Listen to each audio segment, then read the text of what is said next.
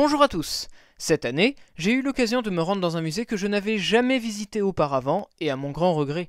Il est pourtant très facile à trouver, le chemin est indiqué, mais en histoire de l'art, entre le musée du Louvre et celui d'Orsay, les exposés, les options, les expositions, les trajets, les contrats étudiants le week-end, Bref, mon ami, ma sœur et moi-même avons profité des grèves du mardi 3 avril et du fait que nous étions bloqués sur Paris pour le visiter. Voici quelques photos d'archives.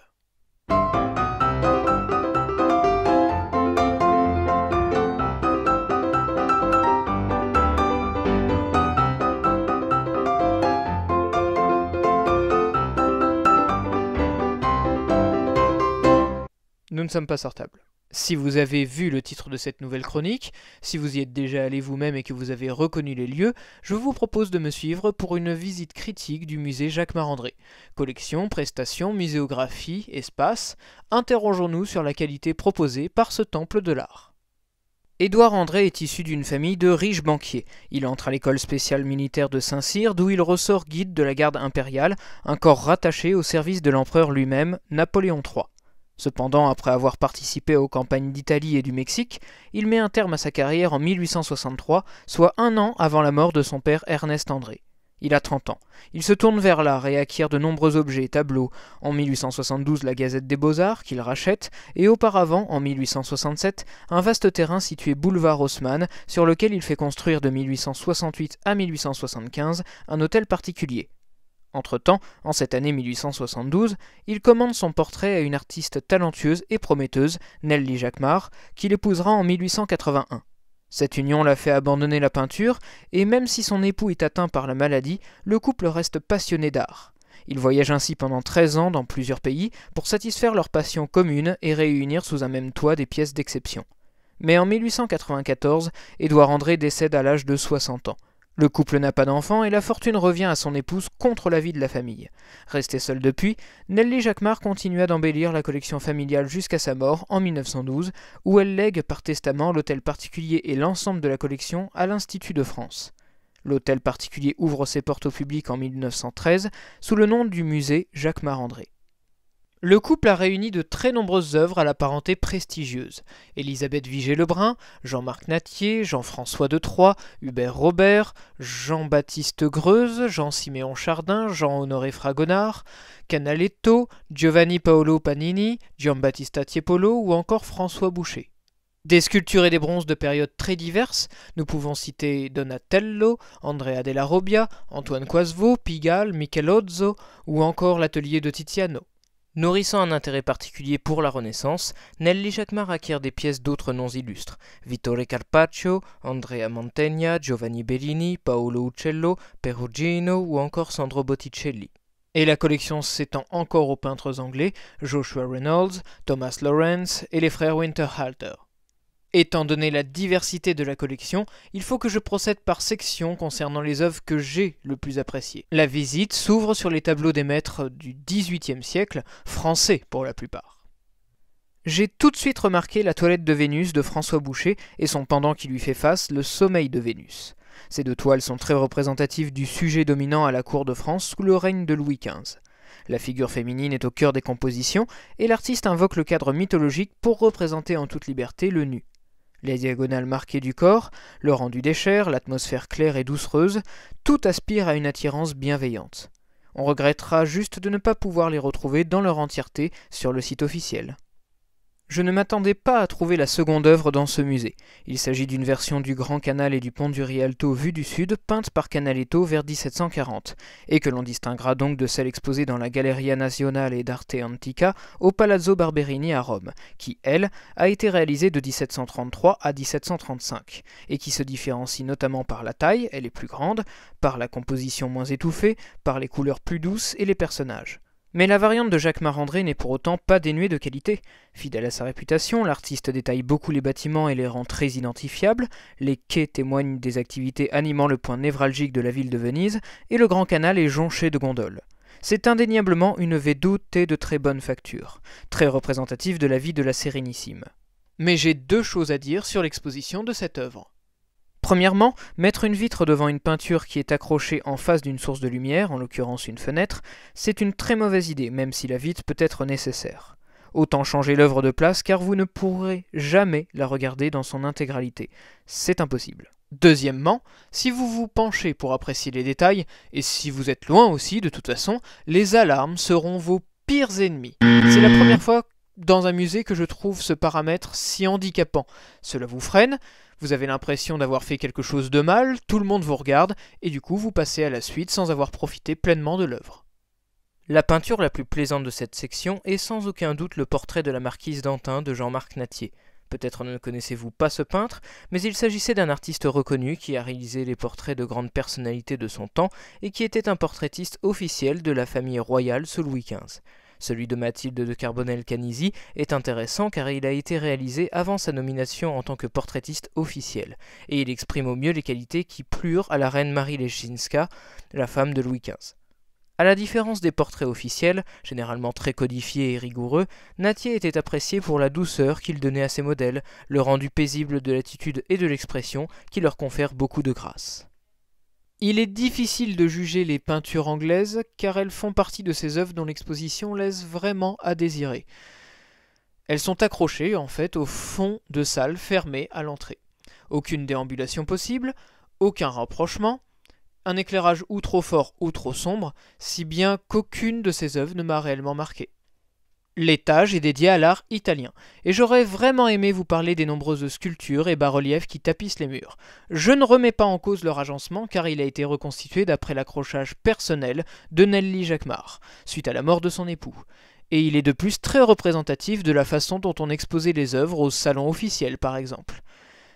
Mais je ne me permettrai pas de mettre en avant des œuvres au détriment d'autres qui auraient pu me plaire, mais que je n'ai tout simplement pas vues, à cause notamment des barrières, des alarmes et de l'espace vidéo dédié à l'exposition temporaire. Après la salle des sculptures, nous entrons dans 2 pièces consacrées à l'art de la Renaissance, et plus précisément des pièces qui retracent des œuvres allant du XVe siècle à la première décennie du XVIe siècle. Durant cette période, les artistes s'attelèrent à inscrire leurs personnages dans des espaces fins, à la suite de Giotto di Bondone, comme nous pouvons le voir dans Saint-Georges terrassant le dragon de Paolo Uccello. Le dragon et la princesse en détresse sont encore très influencés par les enluminures médiévales, tandis que le cheval de Saint-Georges affiche un corps plus convaincant grâce à son orientation de 3/4, à son ombre propre qui souligne sa musculature et son ombre portée bien plus marquée. Uccello cherche à maîtriser les principes de la perspective, mais ses personnages, aux couleurs très vives comparées à celles du décor brun, donnent l'impression d'être juxtaposés. L'ambassade d'Hippolyte, reine des Amazones, auprès de Thésée, roi d'Athènes, est une œuvre qui marque parfaitement la transition entre l'imagerie médiévale et la période de redécouverte de l'Antiquité qu'est la Renaissance. Vittore Carpaccio est un conteur. Malgré la multiplication des figures, nous n'avons aucun mal à identifier les principaux protagonistes et à croire que cet épisode mythologique a bel et bien eu lieu. L'opposition entre le côté droit clairement défini et le côté gauche sauvage et tortueux ne fait pas obstacle à notre immersion. On notera d'ailleurs l'importance de la nature et de la végétation qui sont ici décrites minutieusement. La Vierge à l'enfant de Giovanni Bellini est une figure impressionnante imprégnée de majesté.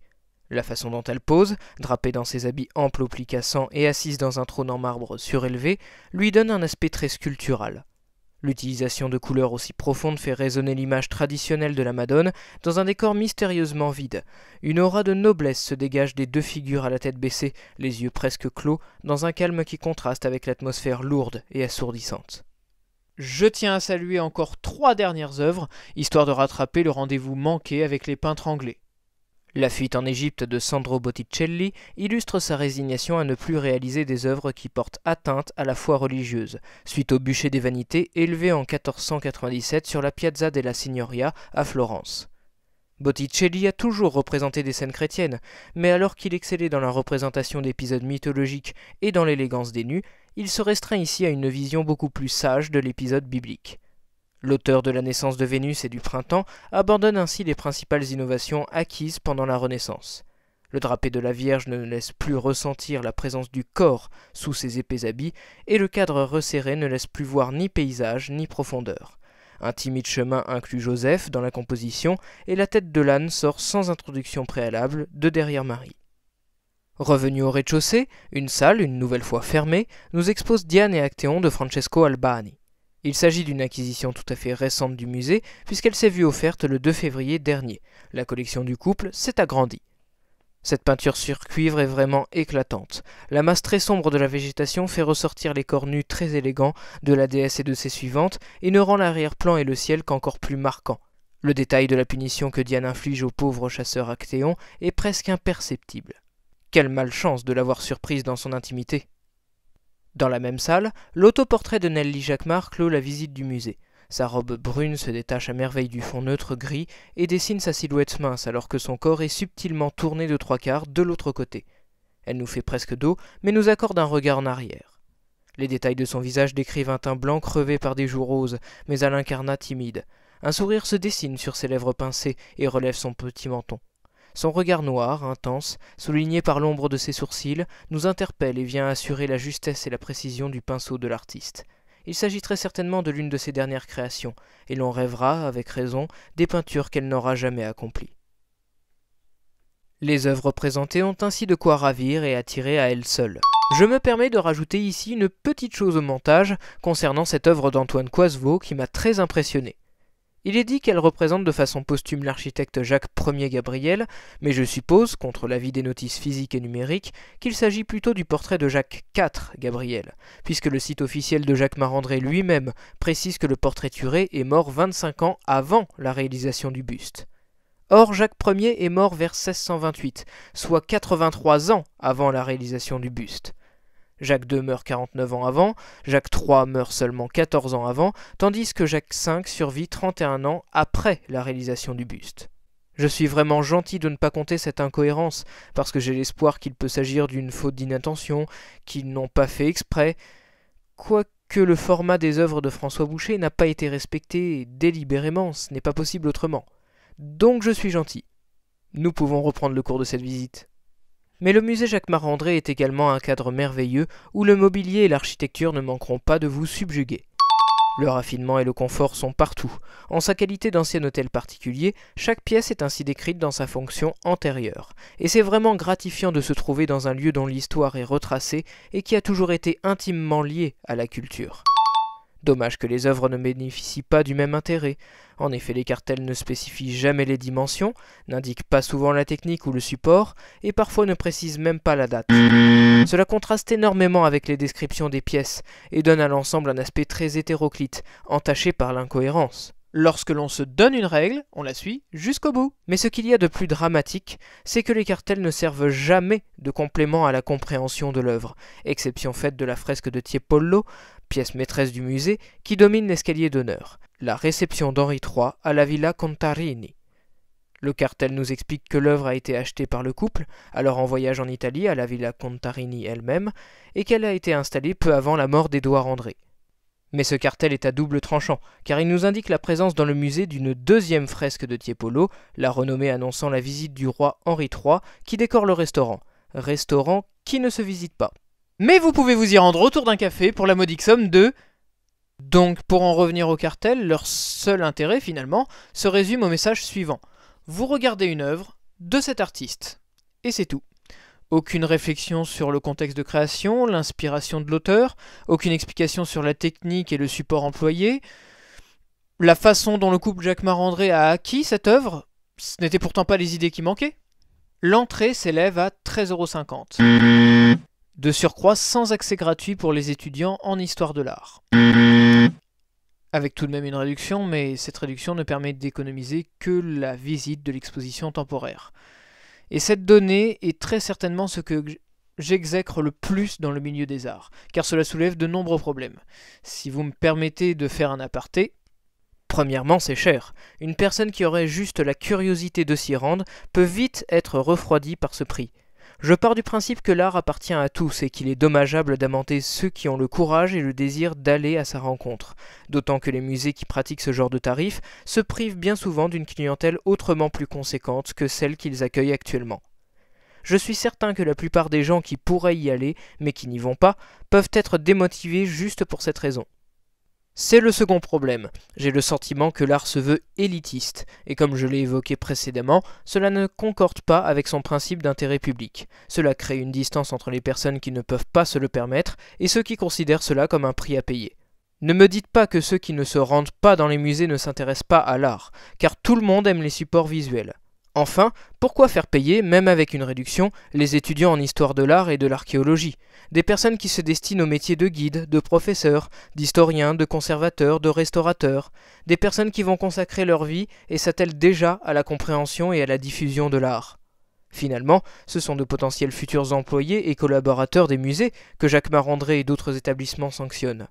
Des personnes qui sont obligées de se rendre sur les lieux d'exposition pour voir et étudier sur le vif les œuvres afin de bien comprendre leurs cours, pour parfaire leur raisonnement et la maîtrise de leurs propos, et ainsi s'assurer que les musées comme Jacques Marandré continuent de remplir leurs fonctions et bénéficient de bonnes analyses. En somme, nous travaillons déjà pour ces musées. Le dernier point sera honorifique, car je ne l'accorde qu'à Nelly Jacquemart et à Édouard André pour le couple qu'ils formaient, pour leur passion et pour leur générosité. Ils nous ont offert l'hôtel particulier dans lequel ils ont vécu, dans lequel ils sont morts, dans lequel ils ont amassé tant d'œuvres d'art, et dans lequel ces œuvres d'art vivent encore. Bonne visite et à bientôt.